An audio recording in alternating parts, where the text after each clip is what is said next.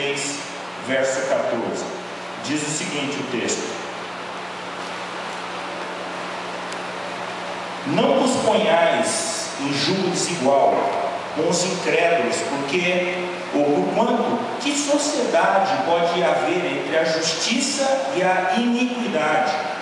Ou que comunhão da luz com as trevas? Que harmonia entre Cristo e o maligno? Ou que união do crente com o incrédulo? Que ligação há entre o santuário de Deus e os ídolos? Porque nós somos santuários de Deus, do Deus vivente, como Ele próprio disse: habitarei e andarei entre eles, serei o seu Deus e eles serão o meu povo. Por isso retirai-vos do meio deles, separai-vos, diz o Senhor, não toqueis em coisas impuras, e eu vos receberei. Serei vosso Pai, e vós sereis para mim filhos e filhas, diz o Senhor Todo-Poderoso. Uma palavra muito clara a respeito de que não é da vontade de Deus. Ele deixa escancarado na palavra dele que haja uma união. Isso significa em qualquer tipo de relacionamento que hoje existe. Desde ficar, não estou ficando, é tipo médico, sabe? Tipo ficar, só estou dando uma pegadinha. Não tem namoro e nem ainda pensar em casamento. A palavra de Deus diz claramente assim: não há sociedade, não há possibilidade disso acontecer. Mas isso é uma coisa que deveria ser resolvida no nosso coração. Então coloque aí a primeira semente no solo de um terreno que você quer colher alguma coisa. Decida no seu coração isso, dizer: eu quero plantar isso na minha vida. Eu só me casarei, só namorarei com alguém que ame a Deus. É uma semente. Você vai escolher o que você quer plantar. Você vai colocar no solo da sua vida essa semente, mas você que decide.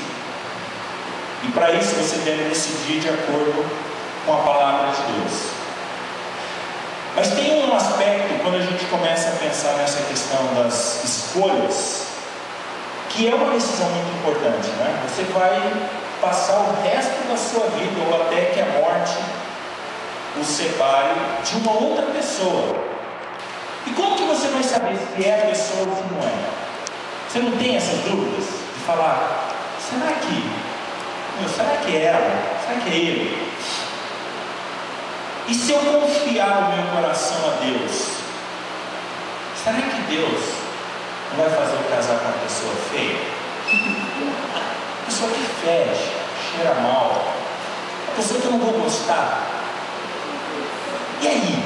Deus não sabe o que eu gosto, eu que sei. E esse é um engano que nós temos, porque ninguém conhece melhor a nós mesmos do que a Deus, nem nós mesmos. Deus sabe de coisas que você gosta e de coisas que você vai gostar que nem você sabe ainda. Eu tive duas experiências que eu acredito ser sérias. A Paty fala que eu namorei um monte. Mentira, eu namorei só uns 4, 5 aí. Mas eu tive 2 relacionamentos que eu achei: ó, com essas aí eu vou casar. E sabe qual foi o fim desses 2 relacionamentos? Você já viu aquele capacete viking, assim, que tem um... Sabe aquele touro Ferdinando, que tem um... Entendeu? Foi o que aconteceu. Eu ganhei 2 chifres, ou 2 pares de chifre, em 2 relacionamentos que eu falei: nossa, é com essa aí que eu vou. E eu quebrei, nos 2 relacionamentos, uma série de princípios bíblicos. Mas Deus foi misericordioso comigo e não permitiu que me casasse com nenhuma dessas 2 moças. E hoje eu experimento no relacionamento com a Paty algo muito legal e coisas que eu nem imaginava, eu nunca tinha pedido para Deus, mas eu experimento no relacionamento com ela. É muito interessante porque esse ponto, que é o primeiro ponto que a gente fala sobre relacionamento, é algo que por muito tempo no nosso meio, na igreja, era um ponto que não precisava nem ser considerado. Vocês estão entendendo? Era algo que já a partir dali, eu não preciso falar para a pessoa precisa fazer parte do mesmo reino que a pessoa precisa ter o mesmo Deus que eu tenho, para que a gente possa desenvolver um relacionamento.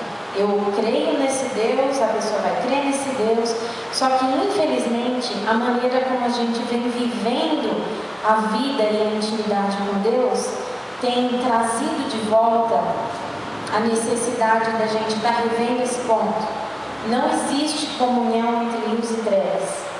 Não existe. Você pode tentar, a pessoa pode se falar assim, nossa, ele é maravilhoso, ele é isso, ele é aquilo, ou ela, mas ela não tem o mesmo Deus, ela não faz parte da luz de Deus, da qual você faz, então não tem como fazer, ter comunhão com essa pessoa, e isso é Deus falando.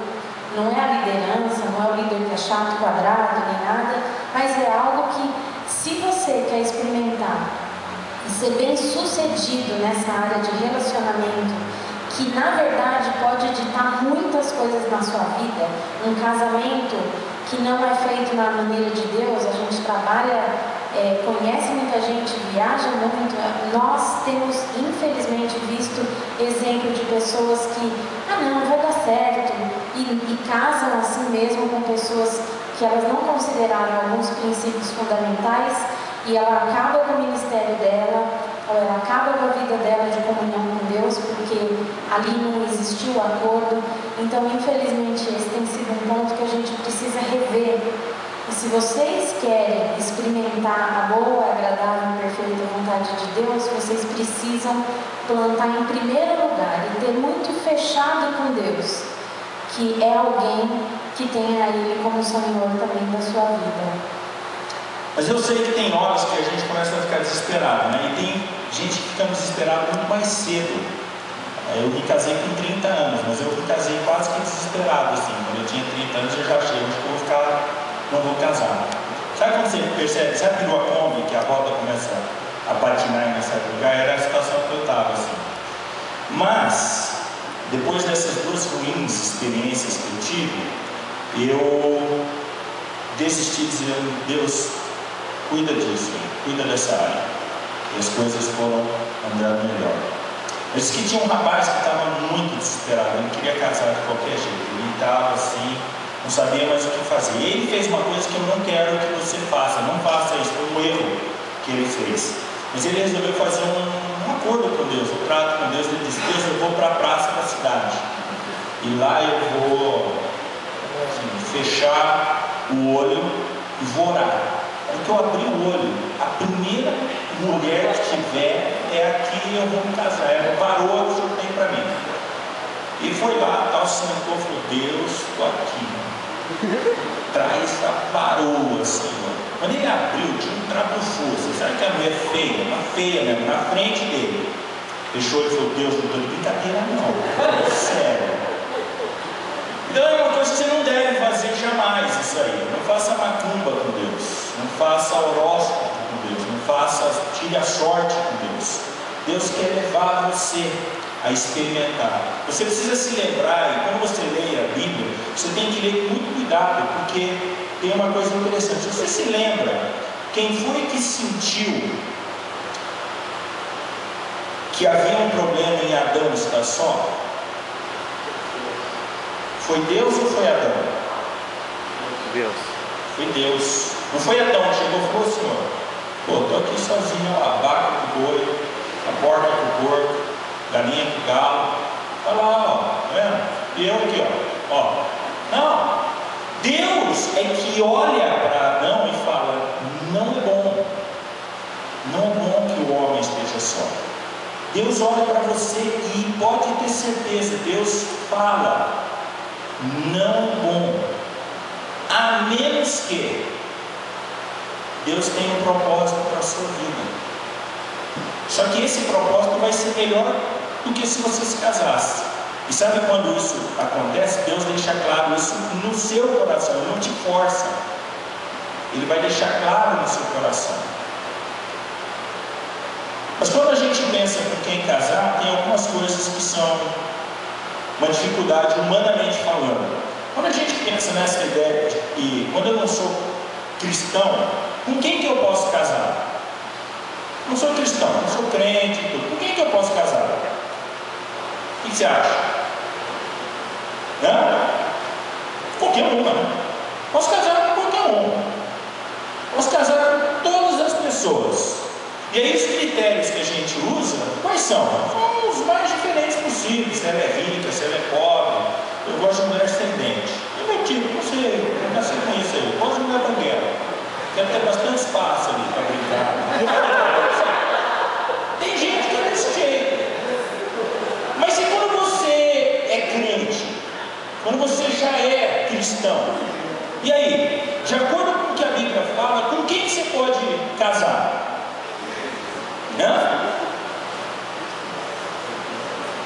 Eu não gosto de falar essas bobagens, porque isso fica na cabeça da pessoa.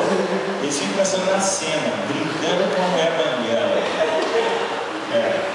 Então, mas com quem que o cristão pode casar? Com outro cristão. É isso que nós acabamos de ler agora.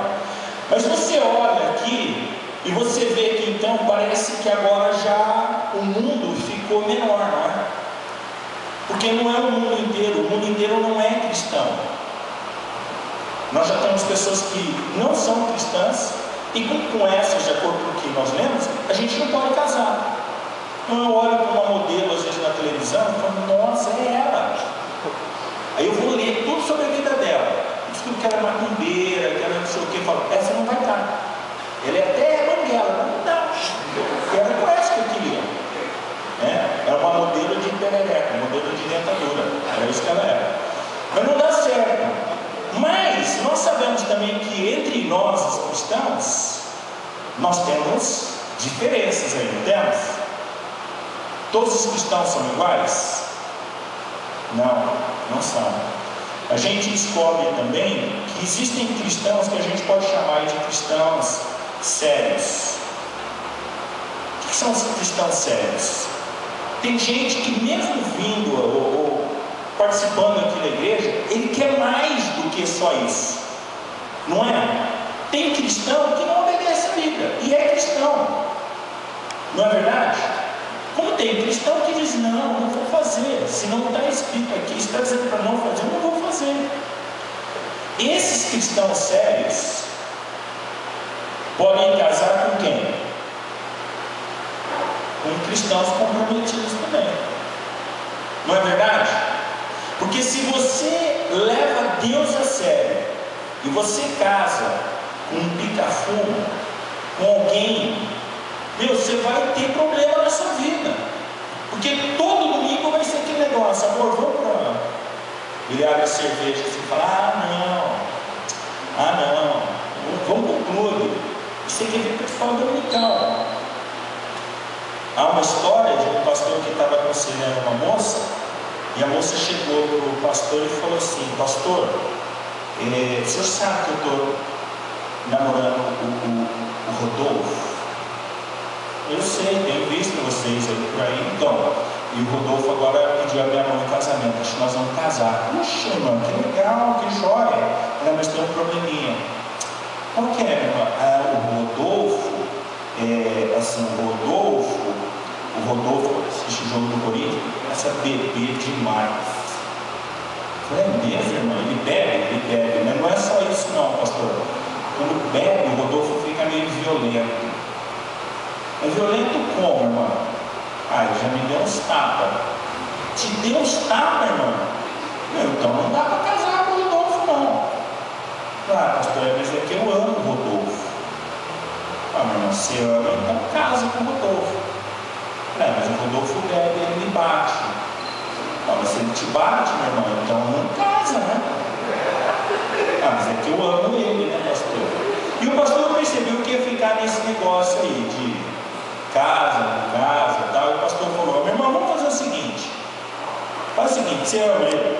Então casa com o Rodolfo. Mas se prepara que você vai apanhar um bocado.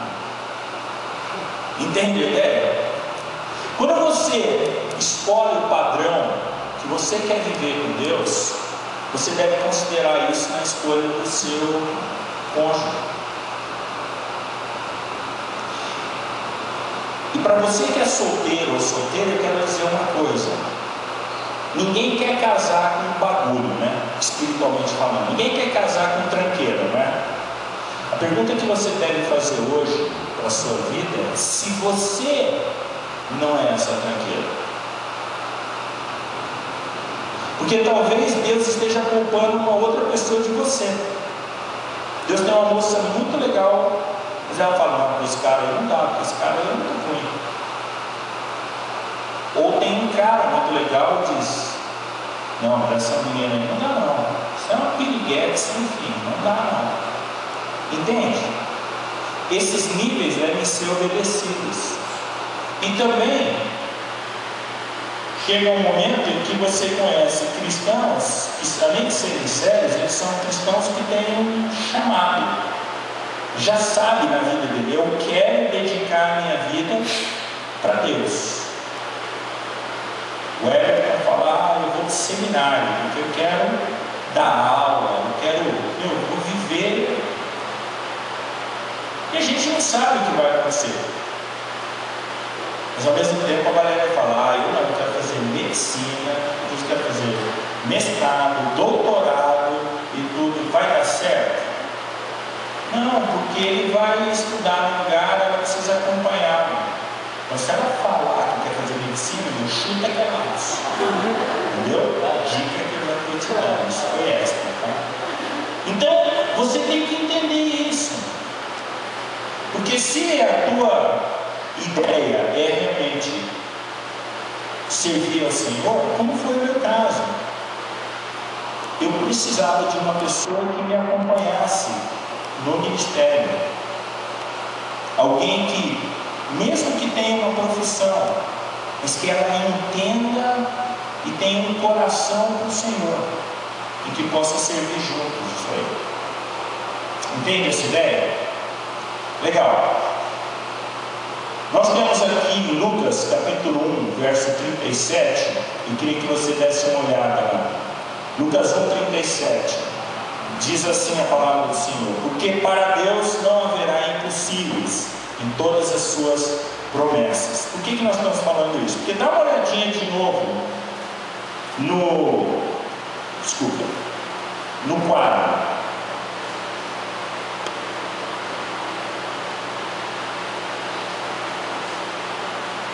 Quando você olha para o quadro, humanamente falando, se você tem um chamado, vamos dizer assim, não parece que a sua chance de encontrar alguém se tornou quase que impossível? Mas como que eu vou achar alguém? Mas aquela marca do alvo ali é mais do que suficiente para Deus acertar na mosca. Porque Deus conhece seu coração, Deus conhece você. E Ele só requer de você que você obedeça a palavra dEle, os princípios dEle. E Ele vai te conduzir a esse caminho. Se você tentar acertar, como Douglas mesmo falou, em 2013 você falar: agora eu vou resolver a minha vida, a chance de você errar é muito grande. É muito grande. Por isso você deve entregar mesmo o seu coração, a sua vida nas mãos de Deus. E uma coisa interessante de pensar é que para todas as coisas, antes de você chegar num alvo, num objetivo maior, você precisa começar da base, né?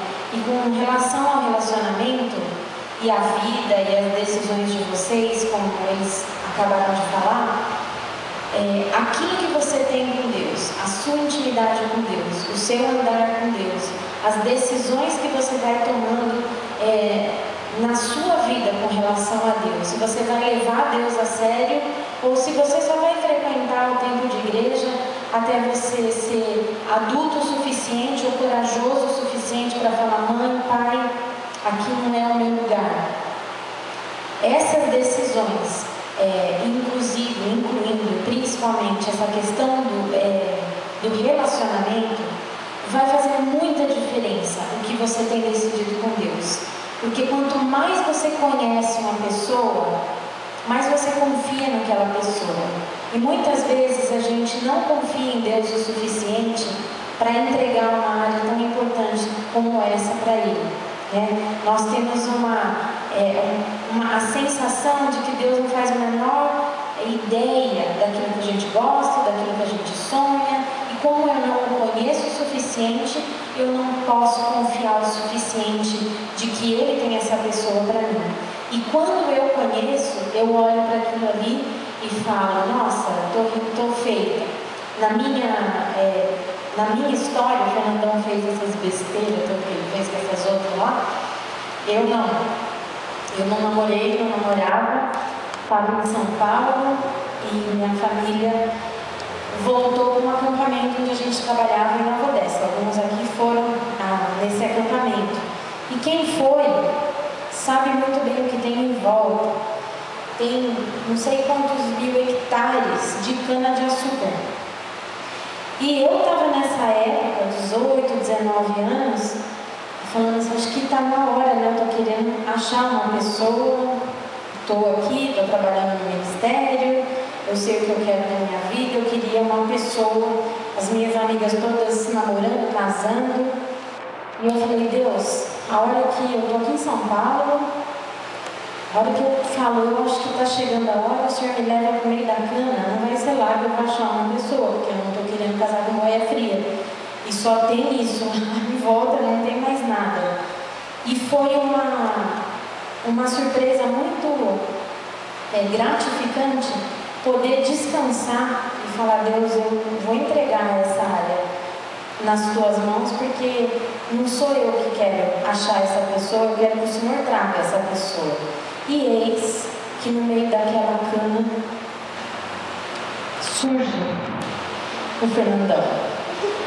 E foi muito legal a maneira que aconteceu, o processo como foi, porque na verdade, humanamente falando, eu não tinha o que fazer ali, porque as pessoas que me cercavam, a maioria eram pessoas casadas, ali o resto era cortador de cana, eu não queria, e essa dependência, e esse descanso de que Deus sabia de todas as coisas, de que Deus já tinha essa história traçada, ele já tinha tudo preparado, o que Ele queria de mim é que eu confiasse de que para Ele todas as coisas são possíveis. Então, avalie como é que tem sido a sua caminhada com Deus. Quanto que você tem realmente olhado para a palavra, tem ouvido aquilo que tem sido ensinado e tem falado, essa vai ser a verdade da minha vida. Eu vou firmar os meus pés sobre essa rocha, porque eu sei que Ele sabe de todas as coisas e Ele é soberano. Então esse texto de Lucas, porque para Deus não haverá impossíveis em todas as suas promessas, esse texto é um desafio para cada um de nós, assim, de também escolhermos que semente nós vamos querer plantar para o nosso futuro. Nesse aspecto, você está pronto hoje para plantar a semente em que você vai declarar para Deus, falando, Deus, eu confio de que o Senhor vai cuidar dessa área da minha vida. Deus, eu acredito. Isso não significa só a questão do relacionamento. Você deve fazer isso com todas as áreas da sua vida que não estão sob o seu controle hoje. Talvez alguns de vocês daqui a pouco vão prestar vestibular para escolher a faculdade que vão fazer, mas vocês não sabem quais são os desígnios de Deus. Talvez ainda não saibam. E você pode dizer, Deus, mesmo não sabendo ainda, eu vou descansar em que o Senhor vai cuidar do meu amanhã. O Senhor vai cuidar da pessoa, o Senhor vai cuidar do lugar, o Senhor vai cuidar do quando. Isso é muito bom, porque Deus, para Ele, não tem nada que seja impossível. E nós temos na palavra de Deus, pelo menos dois exemplos de... Temos mais, mas eu quero só ficar com dois exemplos. Um exemplo muito ruim de alguém que falou: eu vou fazer do jeito que eu quero. Um é Sansão, esse camarada aí que talvez seja o melhor exemplo de força que a gente poderia ter na palavra de Deus, mas que exatamente a força dele foi o que levou ao maior fracasso que ele teve, que foram os relacionamentos de Sansão e o processo disso aí. Juízes capítulo 14 conta a história desse começo da problemática de Sansão aí. O verso 14, capítulo 14, verso 1 até o 3 diz assim: desceu Sansão a Tímina, vendo em Tímina uma das filhas dos filisteus, subiu e declarou a seu pai e a sua mãe, e disse: vi uma mulher em Tímina, das filhas dos filisteus, tomai-a, pois, por esposa. Porém seu pai e sua mãe lhe disseram: não há porventura mulher entre as filhas dos teus irmãos, ou entre todo o meu povo, para que vás tomar a esposa dos filisteus, daqueles incircuncisos? Disse Sansão a seu pai: toma-me esta, porque só desta me agrada. Saiu Isaque a meditar no campo. Ao cair da tarde, erguendo os olhos, viu, e eis que vinham camelos. Ele segue ainda no verso 66, diz: o servo contou a Isaque todas as coisas que havia feito. Isaque conduziu até a tenda de Sara, mãe dele, e tomou a Rebeca, e esta lhe foi por mulher. Ele a amou. Assim foi Isaque consolado depois da morte de sua mãe. O encontro, e aqui poderia ser chamado aí o amor à primeira vista. Isaque, a primeira vez que vê Rebeca, mas ele fala: essa aí é a pessoa que eu estava procurando. É fantástico isso, você pensar nisso, de que Deus é capaz de trazer alguém que vai completar você nos desejos que você tem, nas vontades que você tem. Uma pessoa que na comunicação, sabe quando a pessoa está falando, você fala: é isso aí mesmo, casa com você. Isso é a possibilidade que Deus tem para nós. E a pergunta para vocês é a seguinte: que história que vocês querem na vida de vocês?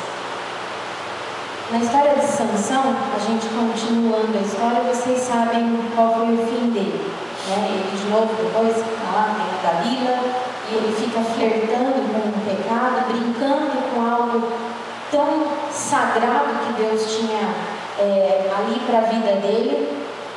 E ele brincou com isso porque ele queria fazer aquilo que era a vontade dele. É aquela ali que eu me agrado, é o que eu quero. E é muito interessante que eu acredito que Deus já sabia como a gente ia ser. E lá em Gênesis, ele fala com Caim: eis que o pecado está à porta, jaz à porta. O teu desejo será contra ti, cumpre a ti dominá-lo. Sansão fez o que ele quis, ele não dominou nada. Os pais falaram, mas ele fez o que ele quis, e o desejo foi contra ele. Isaque, por sua vez, nem sequer participou desse processo todo. E para mim, a história que eu espero que os meus filhos experimentem, e eu espero que vocês também. Por quê? Porque precisou ali de algo tão, uma dependência dele. É muito interessante você ver um jovem que estava lá no campo meditando. Quem aqui sai para meditar de sábado à tarde? Quantos aqui meditaram hoje à tarde? Na palavra, naquilo que Deus tem para o seu futuro. Quem tem esse costume de fazer, aleluia, tem um que fez. Não vou falar quem foi. Gente, isso é o caminho para vocês experimentarem aquilo que é sobrenatural. Porque com Deus, tudo é sobrenatural. E não existe como nós, sendo pessoas naturais, experimentarmos algo sobrenatural se nós não estivermos na dependência de Deus. Foi isso que aconteceu com Isaac. Ele descansou no Deus dele. Não foi o pai, não foi o servo, mas foi em Deus. E eu acho fantástico, porque hoje o modus operandi nosso é o seguinte: eu estou gostando do Pedro. O que eu faço? As meninas, que no caso não sou eu, Pedro, tirando, mas não é o meu caso, né? No caso eu estou casada, mas as meninas não gostam do Pedro. O que vai acontecer? Ela vai e conta para todo mundo. Estou gostando do Pedro, é marcando o território, para que ninguém mais seja besta de gostar do Pedro, porque sou eu que estou gostando dele. É mentira ou é verdade? Eu quero ouvir, é verdade? Gente, é isso que acontece. Vocês são tudo, eu vou falar, né? É verdade. Todo mundo fica sabendo. Quantos aqui, eu gosto de alguém, eu oro por essa pessoa e eu não falo sobre isso com ninguém. Eu só vou falar com meu Deus. Eu vou falar: Deus, eu estou gostando daquela pessoa. E eu não tenho servo para mandar um servo jurar e ir atrás de uma pessoa para Timóteo, para Vitória, mas a minha oração é que o processo, com todos esses detalhes que foram colocados, ela vai sair, ela vai trazer água, ela vai dar água para te beber, ela vai dar os meus camelos, e aí todo esse processo, e aí ela vai vir com o servo. Ou seja, Deus estava trabalhando não só no descanso da vida de Isaac, mas também no coração de Rebeca, que estava pronta. E a hora que foi algo da palavra de Deus, ela sabia, ela sentiu paz. Mas hoje a gente interfere tanto nesse processo.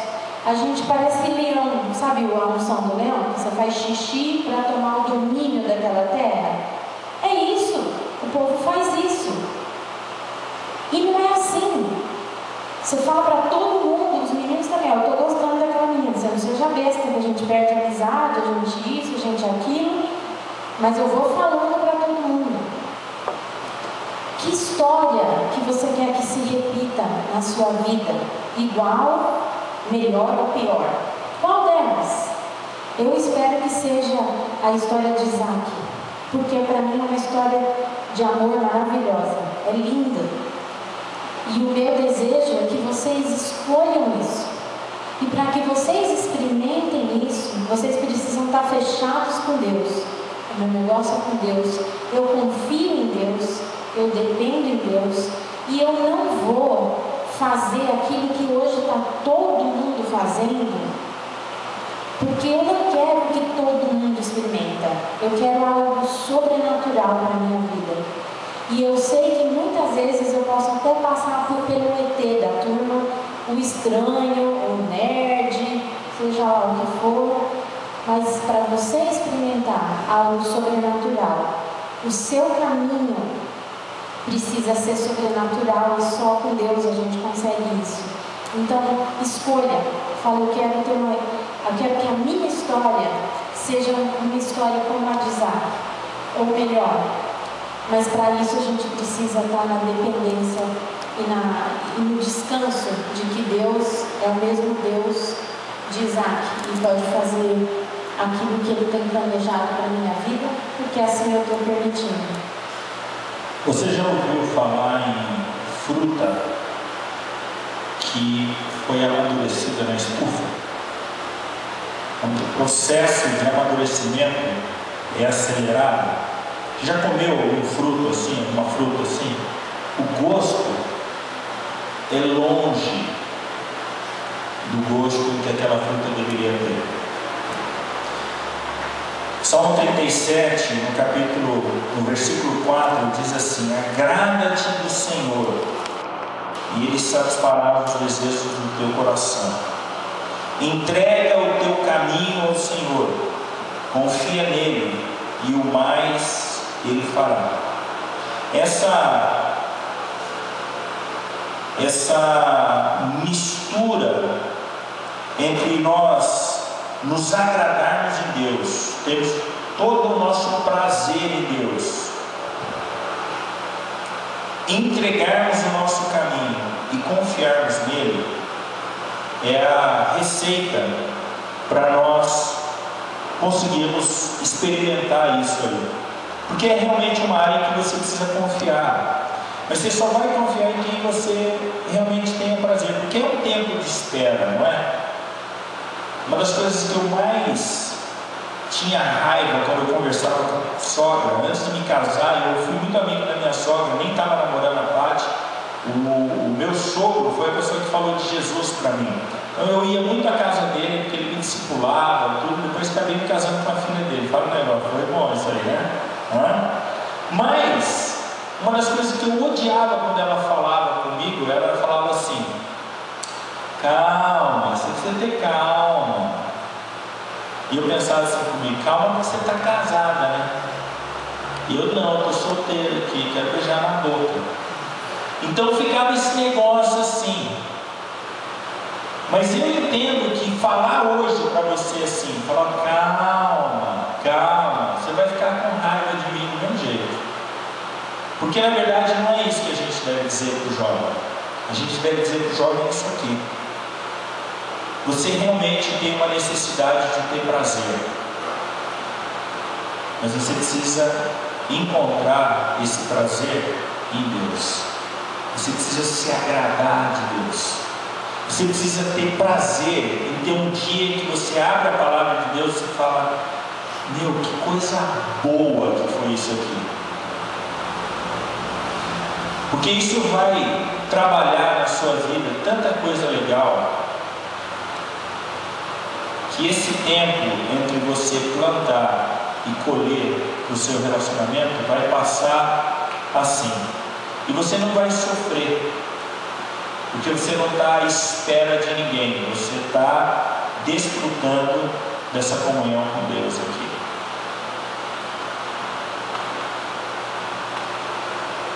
A ideia é que o resultado final disso é que você vai se tornar uma só carne com alguém. E se tornar uma só carne com alguém é mais do que a gente pode imaginar no conceito. Só quando a gente realmente experimenta isso é que a gente vê aquilo que Deus realmente tem para nós. Eu falo isso sem nenhum problema. Quando a gente pensa nessa questão de que há diferentes níveis de cristianismo, é verdade também que há diferentes níveis de casamentos cristãos. Pessoas que se casaram, estão casadas e infelizmente olham um para o outro assim e falam: bom, fazer o que, né? Agora vamos aí, até que a morte nos separe. Tomara que a morte venha logo. O cara está esperando a morte. Mas esse não é o plano de Deus para nós. Essa ideia de nos tornar uma só carne mesmo, é porque Deus sabe, e eu quero que você preste atenção nisso, que Deus sabe que esse advento do casamento nos ajuda muito